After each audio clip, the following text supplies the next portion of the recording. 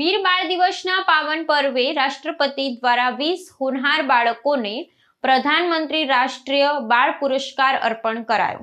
વીર બાળ દિવસના ઐતિહાસિક અવસરે આજે નવી દિલ્હી ખાતે આયોજિત અનેક ગરિમાપૂર્ણ સમારોહમાં ભારતના માનનીય રાષ્ટ્રપતિ દ્વારા દેશના પ્રતિભાશાળી બાળકોને પ્રધાનમંત્રી રાષ્ટ્રીય બાળ પુરસ્કાર એનાયત કરવામાં આવ્યા હતા।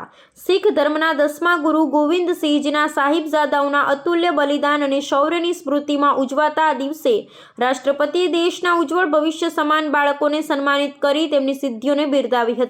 રાષ્ટ્રપતિ ભવનના દરબાર હોલમાં યોજાયેલા કાર્યક્રમમાં દેશભરમાંથી પસંદગી પામેલા બાળકો અને તેમના વાલીઓ ઉપસ્થિત રહ્યા હતા। ચાલુ વર્ષે રાષ્ટ્રીય સન્માન માટે વિવિધ ક્ષેત્રોમાં અસાધારણ પ્રદર્શન કરનાર કુલ 20 બાળકોની પસંદગી કરવામાં આવી હતી। આ બાળ કિશોરોએ અદમ્ય સાહસ, રમતગમત, સમાજ સેવા, કલા અને સંસ્કૃતિ, પર્યાવરણ તેમજ વિજ્ઞાન અને ટેકનોલોજી જેવા ક્ષેત્રોમાં નાની વયે મોટી સિદ્ધિઓ હાંસલ કરી છે। રાષ્ટ્રપતિએ પ્રત્યેક વિજેતા બાળકોને પ્રશસ્તિ પત્ર અને ચંદ્રક આપીને નવાજ્યા હતા। આ બાળકોની સિદ્ધિ માત્ર તેમના પરિવાર માટે જ નહીં પરંતુ સમગ્ર રાષ્ટ્ર માટે ગૌરવનો વિષય બની છે, જે અન્ય બાળકોને પણ પ્રેરણા પૂરી પાડશે।